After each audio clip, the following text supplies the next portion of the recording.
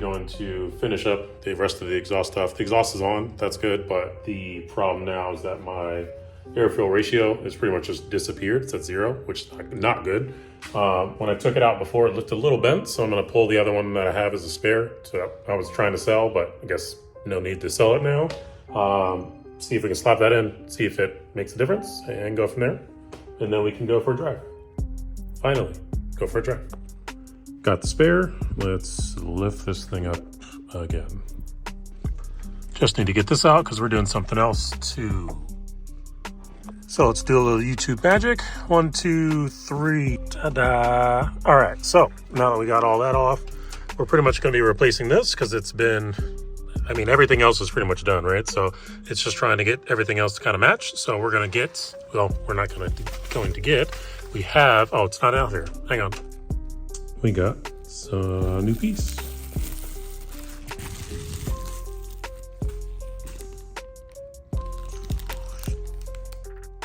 Nice.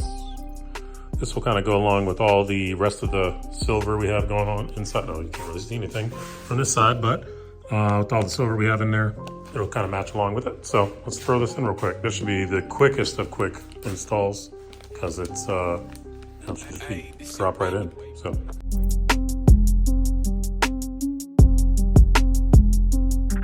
So these are the old ones. We'll be getting rid of the stockies to put in the new hotness. So, ooh, so satisfying. All right, cool. Let's knock this out. So we're gonna take off 2 screws. 1, 2, and that should pop the whole thing off. And then we can put the new one in and show you how to tighten it down. All right, so you basically will just take the wing nuts off. They spin straight off, but you need to take the connections off. So, and oh, look, they're labeled, perfect. So you'll just have to realign these when you put them in, but you'll basically just put these in from the outside. So we'll flip this over. Looks so good. And then we will basically just drop these in like so, hazards up top.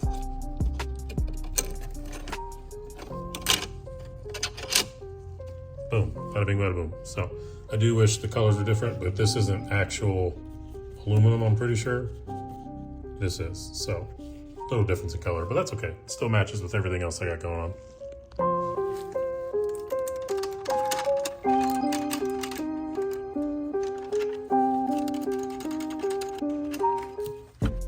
So now that we got everything separated, we're pretty much just going to flip this over and then put this straight in the center, fits like a glove. And then we're going to drop in our pieces. Don't worry about getting them perfectly straight. You can adjust them probably a little bit later. Flip it over, just keep some pressure on there, and then you'll use your wing nut. Just put it on. See, and then you should be able to kind of look at it, move them as you need them. So now that we got it straight, we'll just try and not move them as best we can. Sling them up a little more, probably a half turn or so. It's not like these really get applied a lot of pressure, but I do like the clicks. They're satisfying.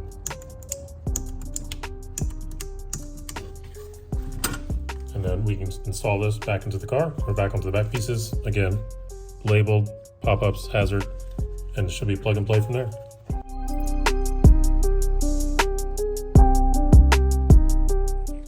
Now we're ready to go, but we need to replace our air-fuel ratio sensor. So in order to do that, because I ran the wires like an idiot inside, I pretty much needed to tear apart the dash. It's not really one of those things I expected to have happen, but you know, here we are. So I got to take this out and lift it up, and then we should be able to get to the bolts where it's basically sitting right on top of the transmission. So sick.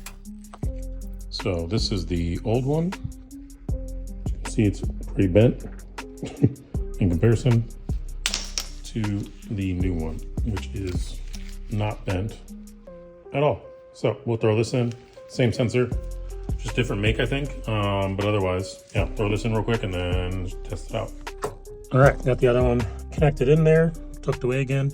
I made this hole at the very bottom a little bit bigger to fit that big head of the piece through. But otherwise, it's pretty much exactly the same way it was before. So now we're gonna hook up the bottom.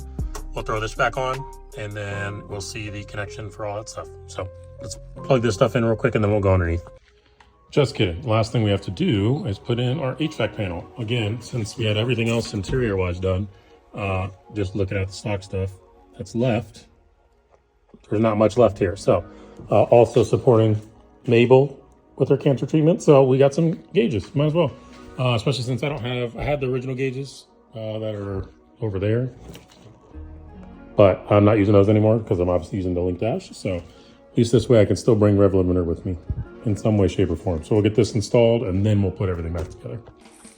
All right, cool. So going through this, Revlimiter Adam has plenty of instructions on site. So you can watch that, or not watch it, sorry, go through it and read the instructions for that.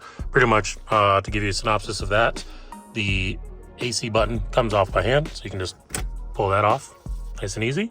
And then the others have a little set screw that's underneath it. So just remember where you put them. And then, well, I guess it doesn't really matter, but yeah, take the screws out, remember where you put them, and then you should be good to take these off. These pretty much are on with adhesive. So you can either use a hair dryer, or if you have something sharp enough to kind of wedge in there, you might be able to wedge it up and get it out. All right, so stepping on the outside of the car for a brief moment. The pieces themselves, super small. This is what this looks like, but the hole for the screw is right underneath. And this is how small the screw is. Of course, they fall out and then they just disappear. So now I'm on the hunt for the other two, but otherwise, yeah, we got them out. So now that we got these out, we can go ahead and try and take the old templates or pieces off and then put the new pieces on. I need to replace these though, because these are going to be the boring part. So one day. And then the way that I started it, because you could probably use the heat dryer like he recommends, use the razor blade just to kind of get right behind this enough for my hand to get there so I can pull the rest of it off. So I'll do the same for this here in a minute, but otherwise, yeah, that's how I'm getting mine off. And I hate that I'm showing you all this stuff after the fact, but the little bulbs that are in here, in that slot, and in that slot, just pull straight out. So use anything with a little angle just to yank it out of there. We'll put our new clear, I think these are just white LEDs in, so it'll slide right in, and then we can start reassembling stuff. All right, the LEDs are in. Took a little effort to kind of move them around and get them in there, but got them in. So now we will go ahead and get this piece back on here, just kind of sitting in its spot. That way we can get everything else lined up and ready to go. I put some super glue on the end of it, just to kind of, I think this is what allows the AC plug to kind of sit on it. So we're going to just super glue that part into place so we don't have any issues with that, and then we'll put the gauges on. So got the first one on, just pushed it on there, squeezed it up, put a little glue on the back of it, and it seems like it's holding together, so we're doing good there. And then we'll do the same thing, put some glue here, hold it up, put it in place, and then be good to go. And just like that, we got it on there. So we're looking good there.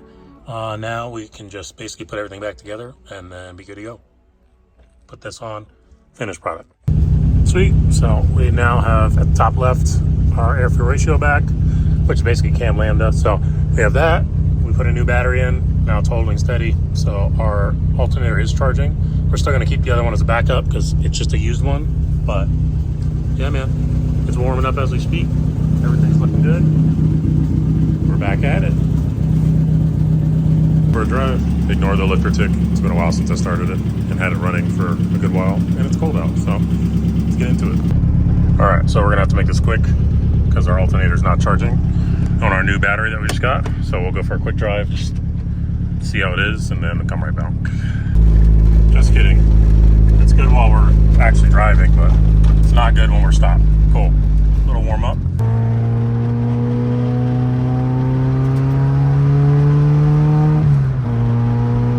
It's kind of loud.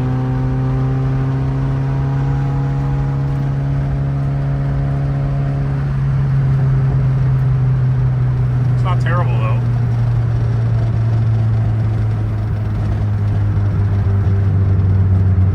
Drive around a few streets and just cruising 3,000 RPM. It's not bad. It's not super deep or like annoying and drony so far, so we'll see what it sounds like on the highway. Brief intermission. GoPro fell off, but overall it's doing well. Took a little damage on the side, but still works. It's just dead. So I wish I would have caught that, but all good. Now we'll drive back. Now we know it works. It's not bad. Drone doesn't really happen unless you're going 60, 70, but it's not even bad then. So I'm pretty happy with it. We're at 6th gear right now, going 43. It's not terrible.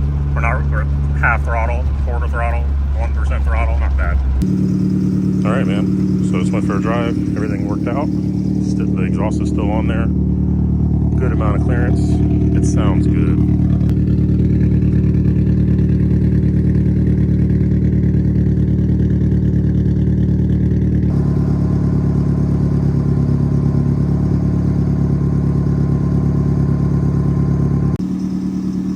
On to the next project. And just like that, that'll end this one. Like, comment, subscribe. We're almost at 1,000. That's crazy. I'm like, 1,000 people? What? Why are you here? I'm confused. Anyways, yeah, stick around for future stuff if you're enjoying it. Appreciate y'all. Catch you in the next one. Peace.